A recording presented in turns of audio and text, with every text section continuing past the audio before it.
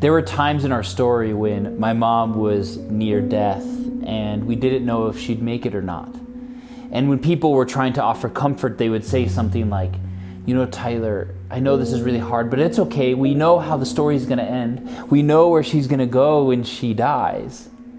They would so often bypass my current pain for the end of the story. And the reality is that was never helpful, hopeful, or healing for me. And I wonder if we do a similar thing during Advent.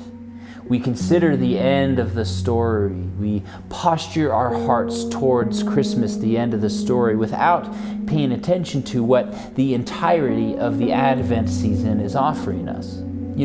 Advent is really about waiting. It's about considering what it may have been like to wait for and long for the hope of the coming Messiah. But for many of us, there's a knowing in the back of our mind that the 25th of December is going to come quickly, and it infiltrates the way in which we wait in the present. But the reality is those who were originally waiting for Jesus to come, they didn't have a nice little Advent calendar on the fridge that served as a secret knowing in the back of their mind as to when the Messiah was going to come. No, there actually was no details like that at all. They simply had to wait in the darkness. I wonder if the way we observe Advent, entirely postured towards the end of the story, is robbing us from the opportunity to see what is happening in the current moment. We're training and teaching ourselves how to wait without looking at what is right in front of us. Perhaps we can be so focused on what the future may bring, the future salvation, that we neglect the salvation and hope and beauty that God is offering us in our present moment. Now, I'm not at all suggesting that we don't hope for and anticipate and get excited about the coming hope. But what I am suggesting is that we may be missing out on some significant beauty that is right at our fingertips in the midst of our current suffering. So the question then becomes, how do we wait? If we're not to wait exclusively postured towards the end of the story, what does it look like for us to wait now? Well, I think we go searching. We go searching for hope. When they told us that my mom needed a heart transplant, it wasn't that we just got to sit and wait for a heart to come.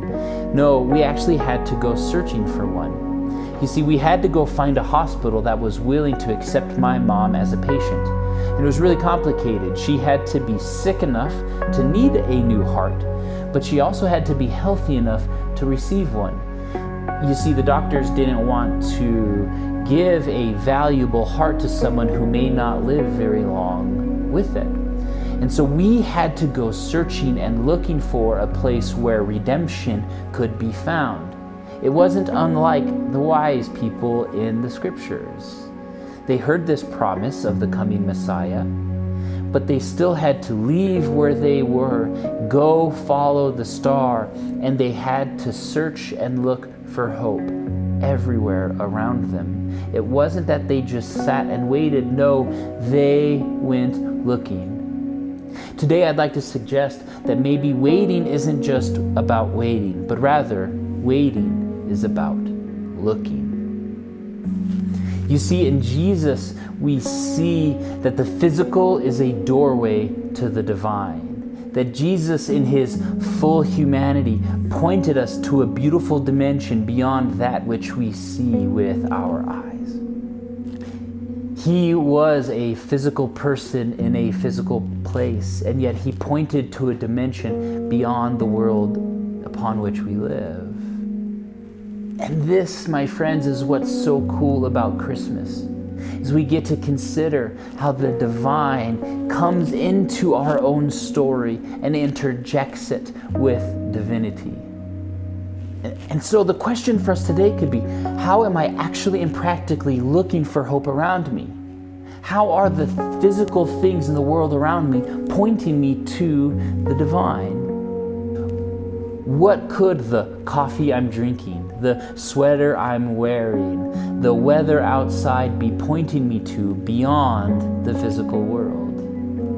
Perhaps a good question for us could be, how can I be one of the wise men, going out on a journey, looking for hope beyond the place upon which I'm currently sitting? How can I journey through the wilderness and look around every corner, underneath every rock, and in every tree to the beautiful invitation from the divine?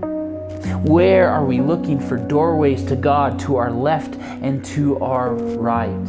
If Jesus is showing us the way to the Father through his interjection in our physical world, what in our physical world is showing us the way to the Father? Advent isn't calling us to look to the end of the story. No, Advent is calling us to make space, to look in our present moment for the ways in which the divine is entering into our story. And so, may we feel the freedom to let the 25th of December come when it does. Not exclusively posturing ourselves towards that moment, but rather looking down at our feet and wondering, where might Christ be right here and right now?